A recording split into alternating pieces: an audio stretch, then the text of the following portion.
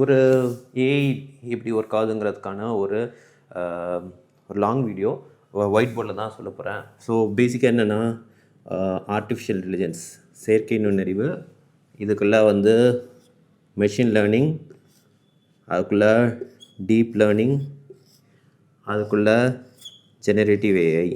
ஓகேயா, இதெல்லாம் ஹை லெவலில் சொல்லிடுறேன். மெஷின் லேர்னிங்னா எப்படி மனுஷன் படிக்கிறனோ அதுமாரி மெஷின் மெஷினும் படிக்க ஆரம்பிச்சிடும். இதில் one of the division generative ஏஐனா என்னென்னா, இந்த ஏஐ வந்து ஜென்ரேட் பண்ணும். என்ன ஜென்ரேட் பண்ணும்? டெக்ஸ்ட்டு ஜென்ரேட் பண்ணும், ஆடியோ ஜென்ரேட் பண்ணும், ஓகே, அப்புறம் வீடியோ ஜென்ரேட் பண்ணும். Anything that generates is generative AI. இதில் மெயினாக நம்ம வந்து ChatGPT வச்சு இதை பேசுகிறோமா, டெக்ஸ்ட்டில் சேட் பண்ணுவோம், இது என்ன அது என்னன்னு கேட்போம். இப்போ ஏதாச்சும் ஃபேமஸ் ஆடியோ டூல்ஸ்லாம் இருக்குது, நிறையா வாய்ஸ் பேஸ்டு கஸ்டமர் சர்வீஸ்லாம் ஆட்டோமேட் பண்ணிகிட்டு இருக்கு. ஃபார் எக்ஸாம்பிள் 11 Labs, அது வந்து ஆடியோவில் ஒர்க் ஆகிட்டுருக்கு.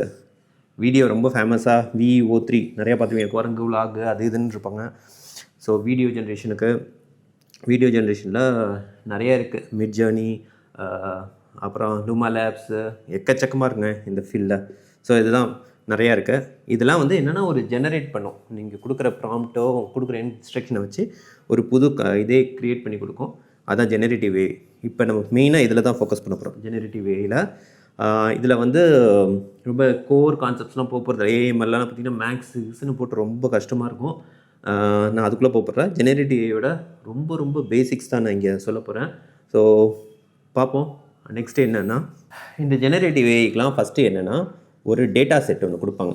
டேட்டா செட் இது ஒன்றும் இல்லைங்க, ஒரு உலகத்தில் உள்ள கண்டென்ட், நம்ம ஏற்கனவே எழுதின டெக்ஸ்ட் டாக்குமெண்ட்டு, வெப் பேஜஸ் எல்லாத்தையும் எடுத்து கொடுத்து இதை படிக்க சொல்லுவாங்க.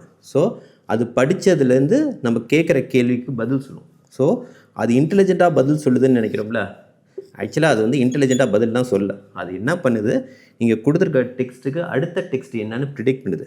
ஸோ என்ன சொல்கிறாருன்னா, once upon a time, okay, there lived a dash. Okay, இப்போ இந்த டேஷை வந்து ஃபில் பண்ணோம். நீங்கள் மைண்டில் என்ன நினைக்கிறீங்க?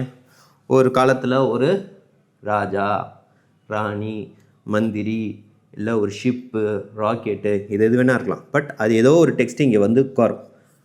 எல்லாத்துக்குமே அர்த்தம் பொருந்தும். ஓகேயா, ஒரு ஊரில் ஒரு ராஜாவும் பொருந்தும், ஒரு ஊரில் ஒரு ராணியும் பொருந்தும், ஒரு ஊரில் ஒரு மந்திரியும் பொருந்தும், இல்லை ஒரு ஊரில் ஒரு டெக்னாலஜி பர்சனும் பொருந்தும். பட் எது வந்து இங்கே பொருந்துங்கிறதான் ப்ராபபிலிட்டி, எதுக்கு வந்து சான்சஸ் அதிகம்.